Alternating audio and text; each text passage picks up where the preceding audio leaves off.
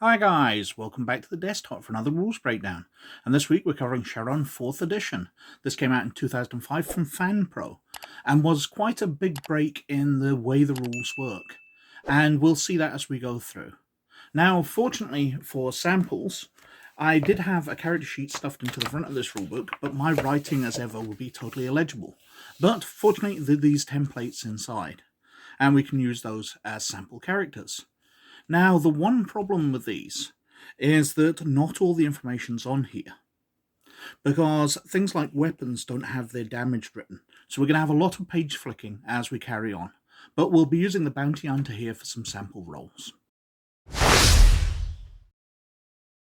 Now, skills are covered on page 54. So if we flip back to page 54,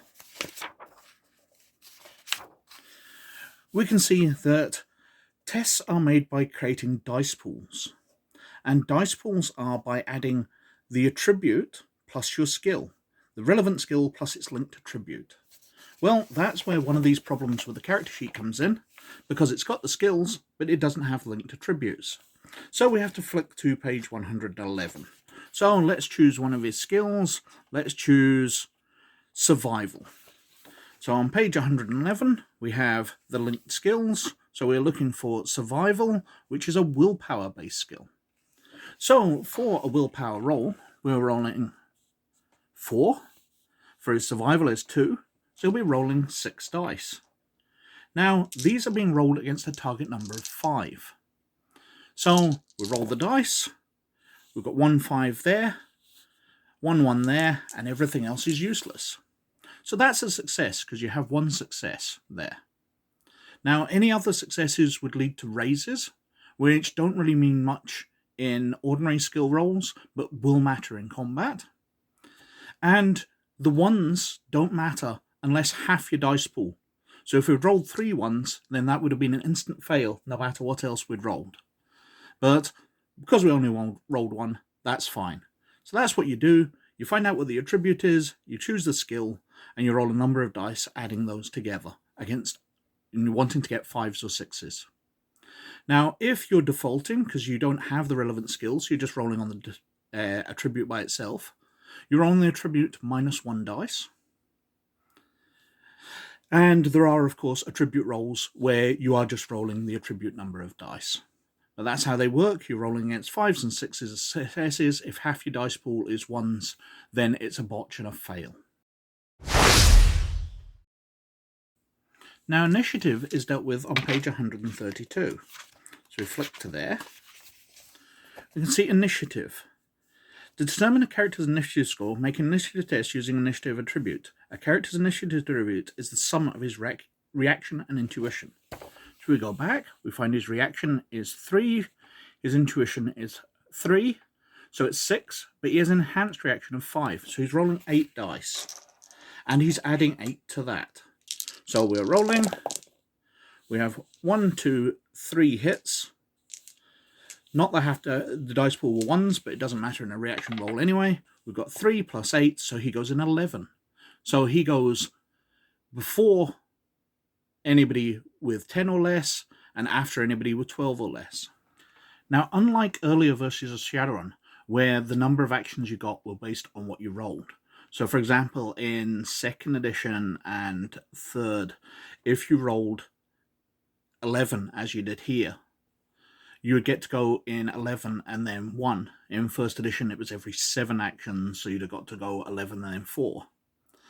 In 4th edition, your initiative passes is how many actions you get, and that never changes unless you get cyberware or other ways of boosting it. So the troll here goes in 11 and he gets 1 action, and that's all he gets to do. Whereas other characters get to go, might have rolled less, but if they've got multiple initiative passes, they will get to go multiple times.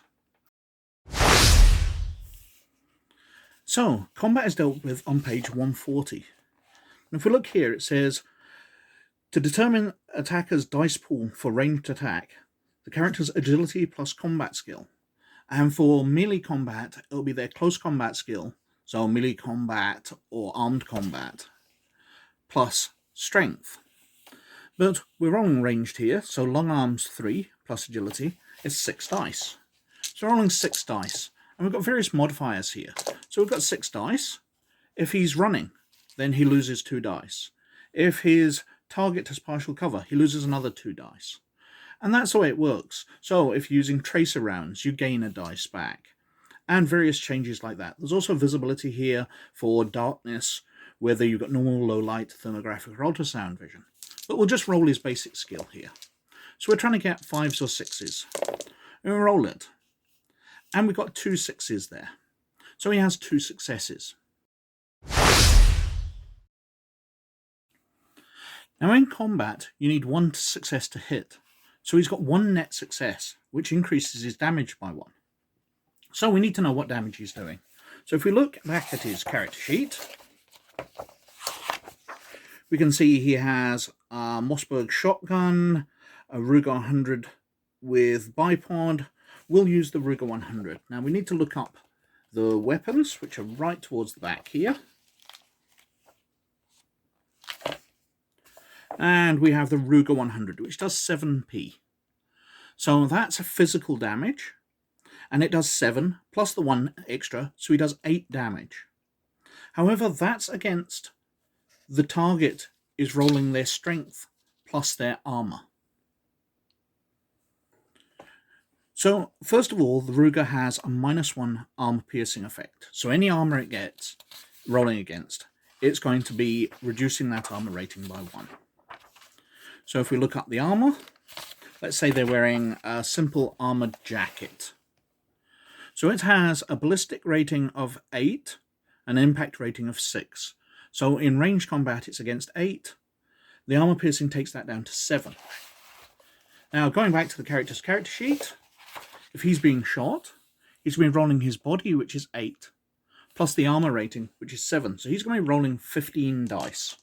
I'm not even sure I've got that many here. 6, 12... 14. I probably should have put more dice, but we'll roll all these. And the damage we got to was 8p. So 7p, 6p, 5p, 4p, 3p, and he's got 1 more dice to roll. 3p. So he takes 3 damage from that. Now, your damage is probably best dealt with on the character sheet. It's the easiest place to see it. You've got your damage physical track and your stun track. So you get 8 boxes plus your body divided by 2 rounded up. So his body was 8, so 4, so he's got 12 boxes. And every time you take damage, he takes 3, so he's got a -1, and he's taken 3 damage. And any other physical damage will add up, and he'll get increasing modifiers to his dice pools as he gets more and more damaged, until he reaches his 12 boxes and he drops to the ground.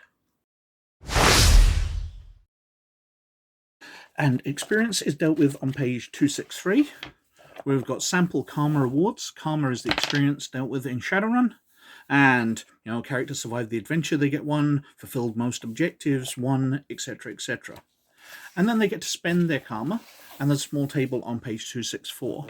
So if they want to improve an active skill group by 1, then it's the new rating times 5.